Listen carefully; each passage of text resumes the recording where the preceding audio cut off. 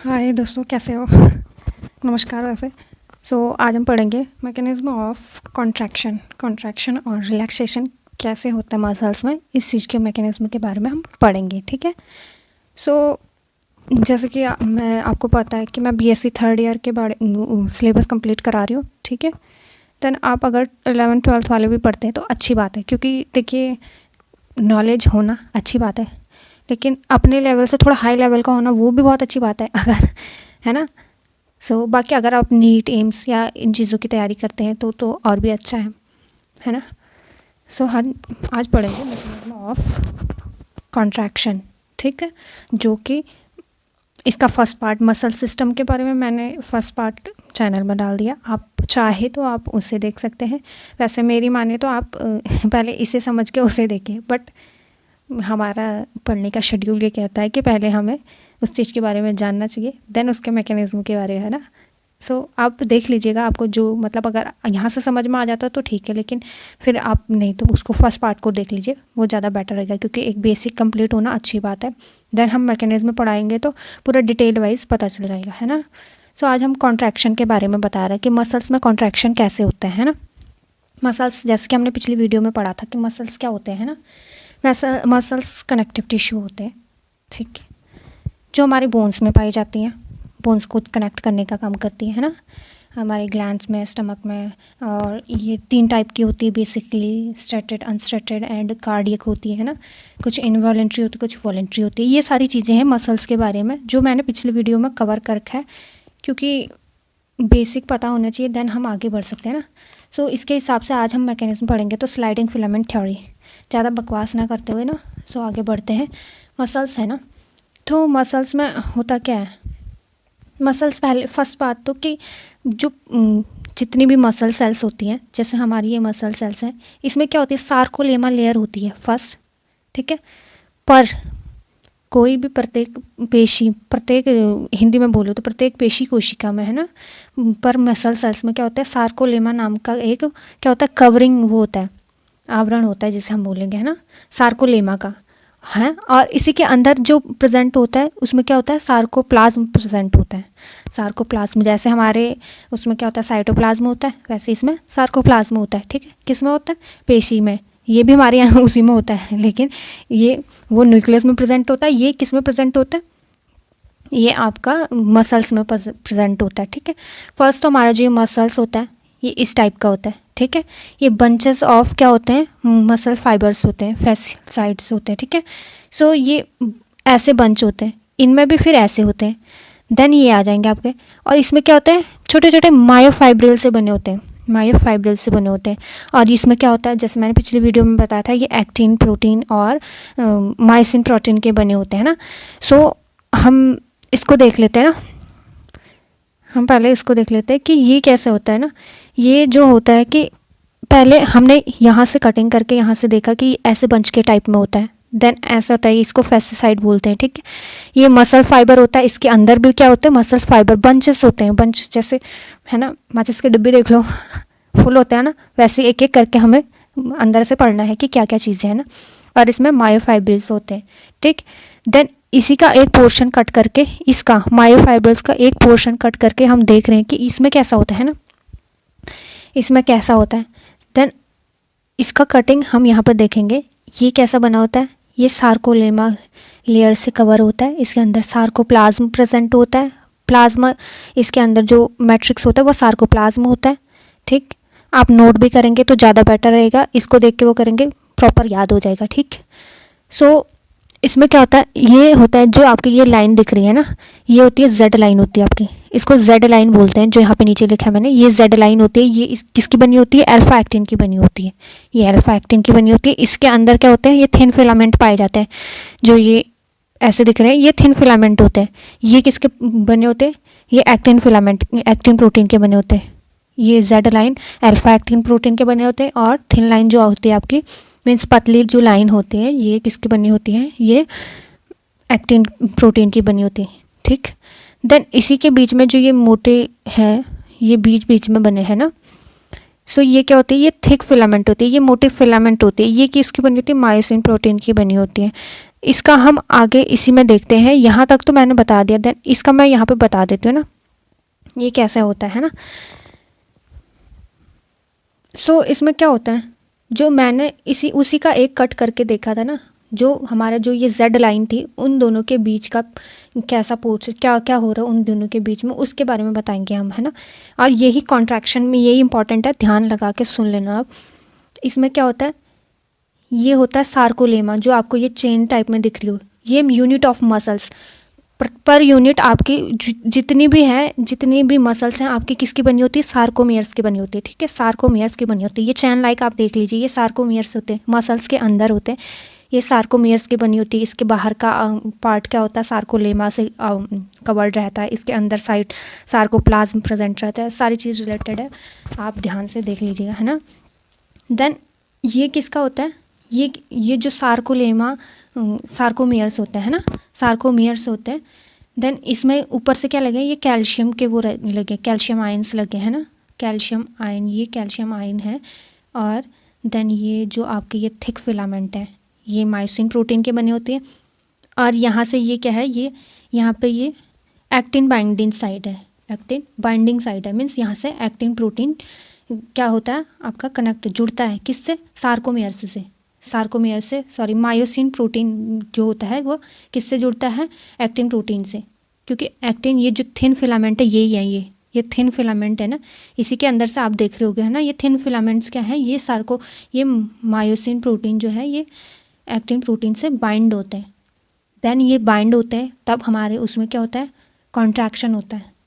अभी ये relax period में रिलैक्स है, यहाँ पर दूरी देख रहे होंगे आप, है ना, तो ये अभी रिलैक्स पीरियड में है। सो अभी हम इसके बारे में देखेंगे। कॉन्ट्रैक्शन होगा तो ये क्या हो जाएगा, ये जेड लाइन जो है आपकी ये नज़दीक आ जाएंगे, लेकिन जो ये मायोफाइब्रिल्स है इनमें कोई लेंथ डिफ्रेंशिएशन नहीं होगा, है ना, इसमें कोई लंबाई में कोई भी फ़र्क नहीं होगा, इसकी सेम ही साइज़ रहेगी, ठीक है। सो ये और यहाँ पे क्या आ जाएगा आपका ATP binding side, and then ये एडीपी और पीआई, ये मैं बताती फॉस्फेट इनऑर्गेनिक आपका, है ना। सो यहाँ पे क्या होता है आपका, जब कॉन्ट्रैक्शन होता है ना, जो ये आपका कॉन्ट्रैक्शन होता है, ये तो आपका कॉन्ट्रैक्शन, ये तो आपका रिलैक्स्ड फेज है, लेकिन ये कॉन्ट्रैक्टाइल हो रहा है, ये कॉन्ट्रैक्टाइल हो रहा है कैसे, जैसे कि ये है जेड लाइन और ये लाइन, जेड लाइन, ये दोनों जेड लाइन इतने नियर आ चुकी है कि हमारी जो ये आई बॉन्ड है, ये आई बॉन्ड ये ही गायब हो जाती है, सिर्फ कौन सी बॉन्ड रह जाती है, ए बॉन्ड रह जाती है, ठीक है, ए बॉन्ड रह जाती है। इसमें देख लीजिए आप फर्स्ट में, यही इसका मैकेनिज्म यहाँ भी है, ये ऐसा आ जाएगा, इसको जेड लाइन बोलते हैं जो, और इसके अंदर जो थिन सार्कोमियर्स है वो थिन फिलामेंट से जुड़े रहते हैं, एक्टिन प्रोटीन के होते हैं, थिक फिलामेंट मायोसिन के बने होते हैं। इसके जो मिड लाइन होती है इसको एम लाइन बोलते हैं, ठीक है, और इन्हीं का जो यहाँ से यहाँ तक का वो हो जाएगा, इसको ए बॉन्ड बोलते हैं, और ये एच जोन आ जाएगा, पूरा ये एच जोन आ जाएगा, और यहाँ का जो सेकंड पार्ट का जो इतना पार्ट आ जाएगा वो क्या हो जाएगा, ये आई बॉन्ड आ जाएगा। ये होता है, ये कॉन्ट्रैक्शन में क्या होता है, कॉन्ट्रैक्शन में आपका कॉन्ट्रैक्शन, जब कॉन्ट्रैक्शन होता है तो यहाँ जो ये साइड है, ये बाइंडिंग साइड है, ये यहाँ से ऊपर मायोसिन और एक्टिन बाइंडिंग साइड एक दूसरे को क्या कर देती है, नज़दीक आ जाती है, और यहाँ पे बाइंड हो जाती है, बाइंड होती है। तो एडीपी यहाँ पे आपका एडीपी वो होता है और फॉस्फेट ग्रुप आपका रिलीज़ हो जाता है, ठीक है, एडीपी रह जाता है और आपका फॉस्फेट ग्रुप रिलीज़ हो जाता है। वो कैसे होता है, जैसे कि हम काम करते हैं, है ना, काम करते हैं तो जैसे हम अगर दौड़ रहे हैं तो हमारा थकान लगेगी, है ना, फटीग होगा ना, जो हमारा पहले तो हमारे पास एटीपी है, सीधी सी बात है, जब हम रिलैक्स हैं तो हमारे पास एटीपी है, एनर्जी है हमारे पास, ठीक है, एनर्जी है हमारे पास। देन हम अगर कोई काम करेंगे तो हमारे क्या होंगे, एटीपी यूज़ हो जाएंगे और हमारा फॉस्फेट ग्रुप बाहर आ जाएगा, है ना, फॉस्फेट ग्रुप हमारे यूज़ हो जाएंगे, उसमें एटीपी रहेगी, ठीक है। तो ये क्या कॉन्ट्रैक्ट होके और रिलैक्स्ड होके, तो यहाँ पे यूज़ हो रहा है ना, उनका यूज़ हो जा रहा है उनका, और यहाँ पे क्या रह जा रहा है, सिर्फ एटीपी रह जा रहे हैं, है ना। तो अगर हम जब फिर ये कॉन्ट्रैक्शन और रिलैक्सेशन के बाद फिर जब थोड़ी देर में अगर थोड़ी देर रिलैक्स कर देते तो फिर हमारी बॉडी क्या करती है, एटीपी एक्वायर करती है, मतलब कि हमारी जो थोड़ी देर रेस्ट करने के बाद ही हमें एनर्जी मिलती है ना, ऐसा तो नहीं है हमारे, क्योंकि हमारे एटीपी यूज़ हो चुके होते हैं। सो इसमें यहाँ पे कौन सा वो हो रहा है ये हम इसमें देखते हैं आगे। यहाँ पे एक गेट होता है, हमारी नर्वस सिस्टम ये हमारे नर्वस सिस्टम है, ठीक है ना, नर्व्स है ना। सो इसमें क्या होता है, इसमें क्या होता है आपका, ये नर्व्स है तो यहाँ से क्या हो रहा है, ये एक्सॉन है, यहाँ से हमें जो हमारे जो मैंने बोला था मायोसिन है वो यहाँ से क्या करती हैं, ये मतलब कि यहाँ से मैसेज भेजती हैं कि हाँ ये एक्सॉन टर्मिनल पर एक्सॉन टर्मिनल पे, और यहाँ पे क्या बनते हैं, एसिटाइल कोलिन बनते हैं, एसिटाइल कोलिन, ठीक। ये एसिटाइल कोलिन यहाँ पे बनते हैं और यहाँ पे एक गेट होता है, ठीक। वो किस में होता है, मसल्स में होता है, ठीक है, मसल्स में होता है, यहाँ पे एक गेट होता है। तो यहाँ पे क्या होता है, यहाँ पे इसको बोलते हैं, ये टी ट्यूब्यूल होता है, यहाँ पे कैल्शियम आयंस होते हैं, ठीक है, ये कैल्शियम आयन होते हैं। एंड देन आपका यहाँ पे भी एक गेट होता है, इसको बोलते हैं लिगैंड गेट चैनल। यहाँ पे जो गेट होता है उसे वोल्टेज गेट चैनल बोलते हैं। जैसे सोडियम आयन एसिटाइल कोलिन से यहाँ पे आते हैं तो यहाँ पे क्या होता है, तो ये लिगेंड गेट चैनल अपने आप खुल जाता है और यहाँ से सोडियम के वो आयंस अंदर चले जाते हैं और यहाँ के गेट को वो कर देते हैं ना। तो ये सोडियम और कैल्शियम का वो बाइंडिंग हो जाता है ना, बाइंडिंग हो जाता है, यहीं पे वो क्या हो जाता है, यहाँ पे कैल्शियम आयंस यहाँ पे बाइंड हो जाते हैं, कैल्शियम आयन आपके यहाँ पे बाइंड हो जाते हैं, ठीक है। सो यही है आपका मसल कॉन्ट्रैक्शन। और ये जो प्रोसेस है, ये जो प्रोसेस है इसको यहाँ पे दिखाया गया है। ये रिलैक्स्ड फेज है, ये कॉन्ट्रैक्टाइल फेज है, ठीक है।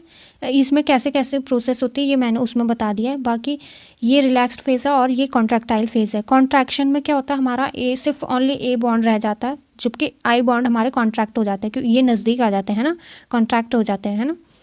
कॉन्ट्रैक्ट क्या होता है कि पास आ जाना है ना, और रिलैक्स छोड़ जाना।